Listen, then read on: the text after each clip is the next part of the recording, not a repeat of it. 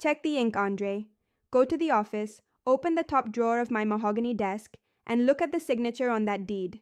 You'll see it's written in basic black ballpoint. But I'm a forensic accountant. I handle millions in corporate fraud every single day. I never sign legal documents in black. I use a custom midnight blue fountain pen with a chemical signature that cannot be replicated by a scanner. You didn't just steal my house, you signed your own federal arrest warrant with a dollar store pen. Now get off my lawn before the trap I set 6 months ago snaps your neck. I pulled my suitcase up the steep driveway of my $5 million Malibu estate, the salt air of the Pacific usually acting as a sedative for my corporate weary soul. But as I slid my key into the heavy brass lock, it didn't turn. It didn't even fit. The lock had been replaced. I looked down, and my blood turned to liquid nitrogen. 6 cheap cardboard boxes were stacked carelessly on my pristine lawn. Taped to the top was a note in my sister Rachel's loopy, entitled handwriting. "We're doing this because we love you. Please get help." I didn't scream. I didn't cry. I simply smiled, pulled out my phone, and prepared to liquidate my entire bloodline. My name is Claire. I'm 33, a forensic accountant, and for my entire life, I have been the family punching bag. While I was auditing international fraudsters in Geneva, my family was at home, committing the most amateur heist in California history. They thought my silence was weakness. They're about to learn it was actually a countdown. I unzipped the top box. My college diplomas were shoved in next to my winter coats. And there, tossed beside a pair of muddy sneakers, was the wooden urn containing my grandmother's ashes. The disrespect was so profound it became a moment of absolute clarity. I dialed Rachel.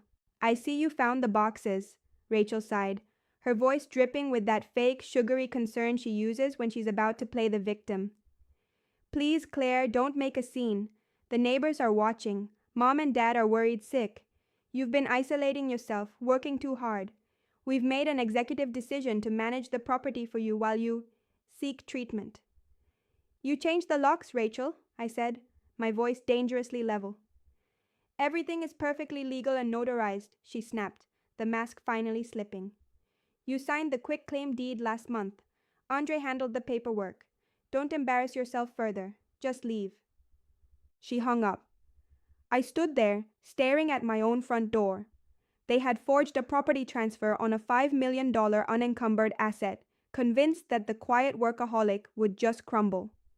They had no idea I spent the last 6 months building a digital and legal minefield around this house, specifically waiting for their greed to trigger it. I opened my messages and texted my attorney, Naomi. They took the bait. File everything. Now. The deadbolt clicked. The door swung open, revealing my brother-in-law, Andre. He was leaning against the frame in a maroon velvet blazer, flanked by 2 police officers.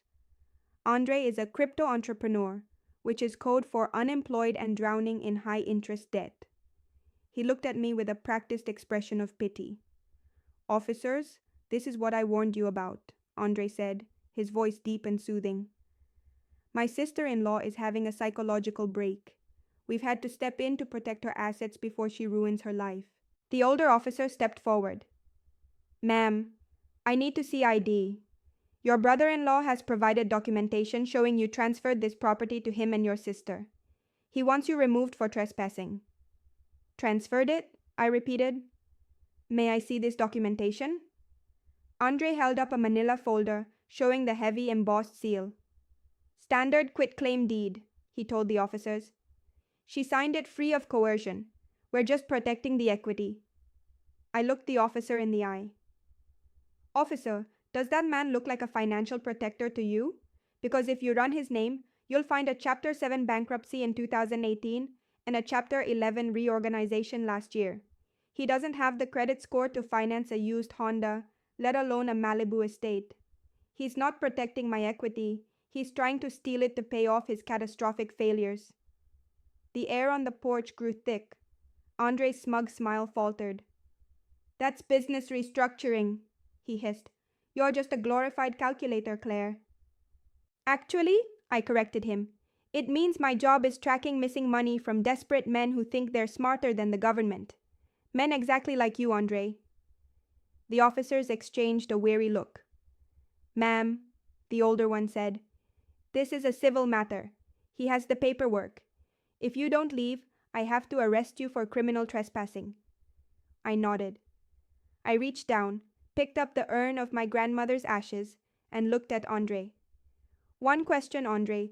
When you and my parents forged my signature, what color pen did you use? He stiffened. Black ballpoint. We all watched you do it. I smiled. Perfect.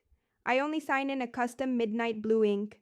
When a forensic examiner looks at that paper, they aren't just going to see a forgery, they're going to see a felony. I walked to my car, feeling his eyes burning into my spine. He was already checking the folder, the first seeds of panic taking root. But the ink was just the garnish. The main course was a federal trap he wouldn't see coming until the handcuffs clicked. I drove straight to the source of the infection, my parents' house in Calabasas. I could hear the jazz music before I hit the driveway. It was a picture-perfect Sunday barbecue. A banner hung across the deck. Congratulations, Andre and Rachel, on the new Malibu estate. My mother, Susan, was pouring champagne. My father, Thomas, was flipping $30 steaks. Rachel saw me first. Her glass hit the stone patio with a shatter. What are you doing here? My mother demanded, her voice thick with rage. Just admiring the decor, I said. Celebrating the theft of your daughter's home? Susan marched over and slapped me, hard. The crack echoed over the music. My jaw burned, but my heart was ice. That slap was the final payment on my familial obligation. You ungrateful brat, Susan hissed. Rachel is pregnant. She needs a safe place. You're a selfish single workaholic. What do you need a $5 million house for? So because I didn't marry a bankrupt con artist, my life's work is up for grabs? We raised you, she screamed. You owe us. That house is just us collecting on a debt you've ignored for years. I looked at my father, Thomas. He'd been a senior loan officer for 40 years. He stood there with a spatula, nodding. It's not fraud when it's family, Claire. It's wealth redistribution. I had a notary friend stamp the paperwork. He knows I have your best interests at heart. You organized a conspiracy to commit wire fraud to cover for Andre, I whispered. I hope the stakes are worth it, Dad, because by the time this week is over, you're going to learn everything there is to know about federal liabilities. I walked back to my car, the rain starting to pelt the windshield. I opened my encrypted laptop. My house wasn't just a house, it was a fortress. I had hardwired military-grade cameras into every room. I logged in and watched the feed. Andre was already in my home office, scotch in hand, phone to his ear. Yes, he told the caller. The property is unencumbered. I need a $4 million cash-out refinance. Expedited. I leaned back. A cash-out refi. He was using my forged deed to borrow $4 million in cash from a bank in New York. The second that money crossed state lines and hit his account, it wouldn't be a family dispute anymore. It would be federal wire fraud. I accessed the bank's manual override. I have top-tier security clearances for my job. I saw the bank's fraud detection system had flagged his application. It was flashing yellow. If I did nothing, they'd reject him, and he'd just be a petty thief. I couldn't have that. I needed him to be a felon. I bypassed the alert. I marked the deed as verified. I clicked approve. The status changed to cleared for funding.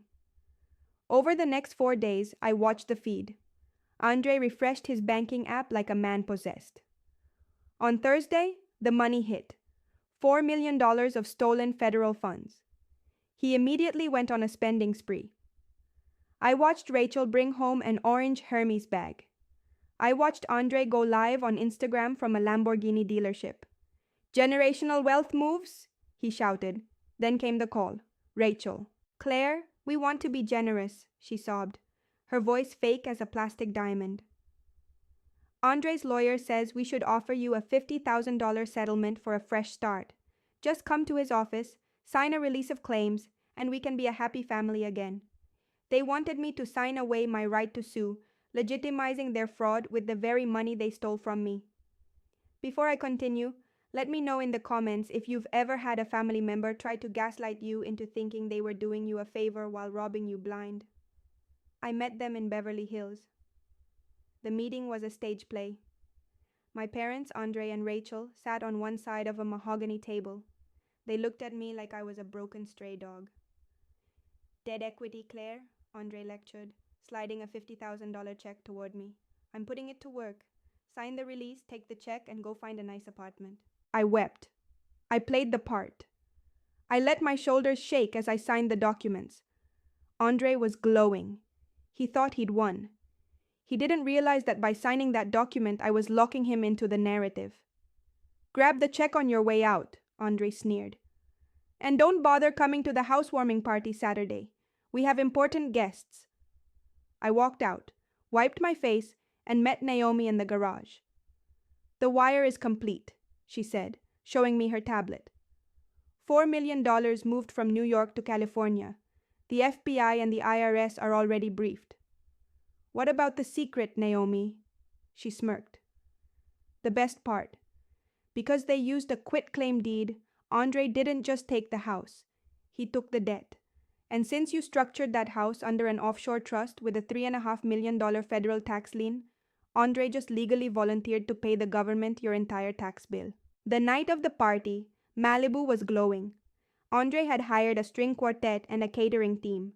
Hundreds of guests, his investors, were sipping my champagne. I arrived in a crimson silk gown. The music stopped as I walked through the crowd. What are you doing here? My father hissed, grabbing my arm. I was invited, I said, holding up the gold-foiled card Rachel sent to mock me. I walked to the DJ booth, grabbed the microphone, and addressed the crowd. Good evening. I want to toast Andre. He's a visionary. He took a house with a $3.5 million tax lien and used it to trick a bank into giving him $4 million in cash. He's not just an entrepreneur. He's a federal target. You're lying, Andre screamed, but his face was white. Check your phone, Andre. Check the accounts. He pulled it out. Every account was frozen. The IRS had moved in the second the cash hit. Then came the sirens. The caterers dropped their trays, revealing FBI windbreakers. Agent Harrison stepped forward. Andre Carter, you're under arrest for wire fraud and bank fraud. And Thomas, we talked to your notary friend. He told us everything. My father collapsed, clutching his heart. My mother fell to her knees at my feet, sobbing. We're family, Claire. Tell them it's a mistake. I looked down at her. Family is a choice, Mom, and I'm choosing to audit yours. I watched as Andre was shoved into a cruiser, his velvet blazer rumpled. My house was a crime scene, but for the first time in 33 years, it was clean. Loneliness makes dangerous choices feel reasonable. Desire whispers louder than guilt. I walked away as the tow truck hooked Andre's new Lamborghini. They thought they could steal my life.